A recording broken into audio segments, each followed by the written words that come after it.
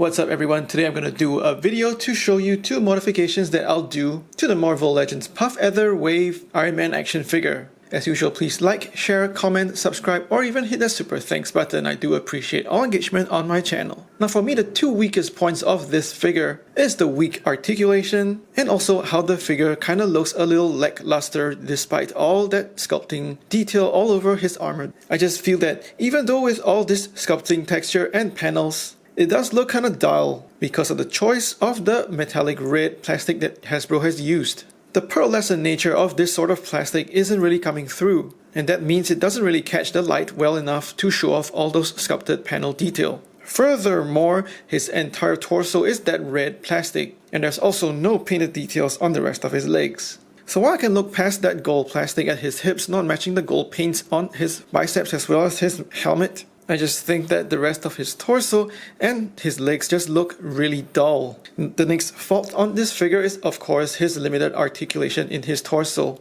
His backward bend is pretty decent for flight poses, however that forward bend is truly limited, just bending that little bit.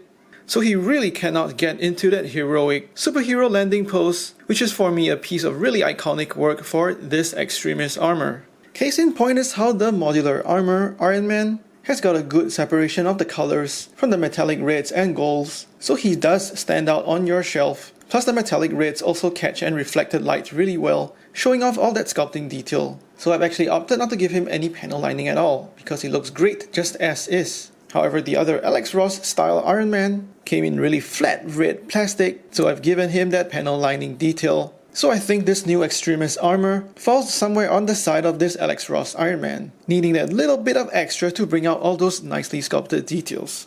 First up, I'm going to remove some material in that mid-torso joint to get him more forward bending range. And that means we gotta push his torso all the way back.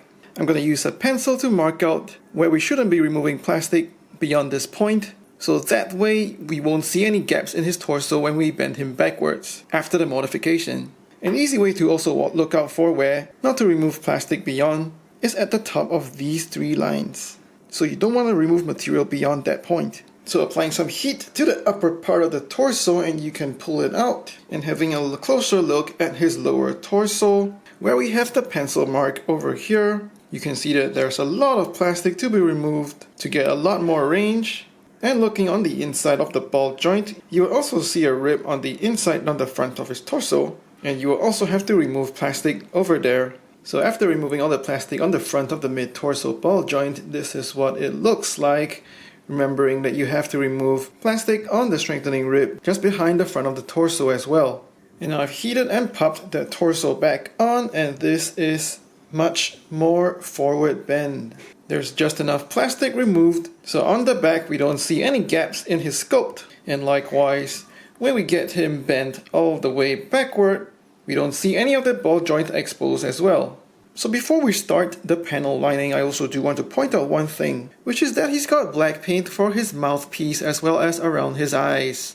And that makes me think that the rest of the figure could benefit from the panel lining. It's even more odd to have that black paint around his faceplate, but not around the rest of his armor. For this exercise, I'm using a Gundam panel marker in black, and the product code is over here. So I'm just going through those panel lines in his armor, making sure I get the color into those panel lines.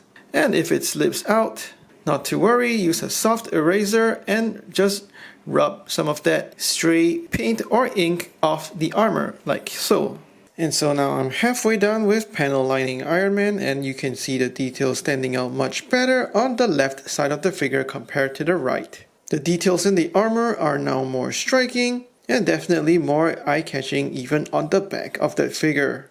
So this is what Extremis Iron Man looks like with all the panel lining completed for the entire armor. I think he looks much better. All the details on the panels now do all stand out. And in some way, it also really makes me appreciate all that great sculpting work behind this figure.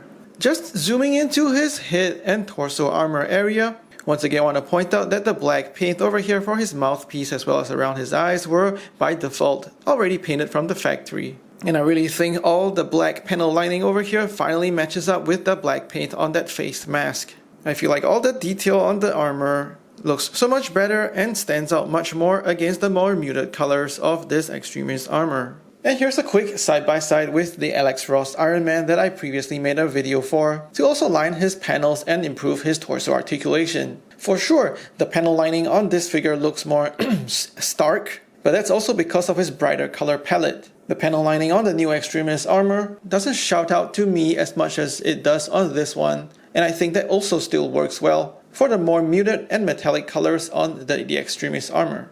And finally, of course, a couple of poses just to show you how the improved range of that torso ties in together with the fully panel-lined look of the figure.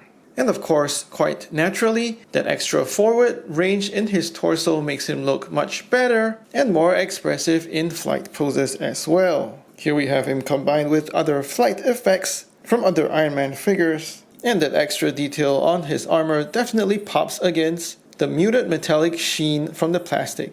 And now finally for the money shot, and this to me is the iconic pose that Extremis Iron Man must get into. So even if you don't want to execute all that panel lining, I would still highly recommend to do the torso mod. And I can say for sure that the improved figure definitely pulls this off much better than those default marketing images from Hasbro. And of course also looks closer to how the comic artwork is drawn. So I hope you found this video useful and you can go and modify your Iron Man like I have done over here. Thanks for watching, take care and stay safe.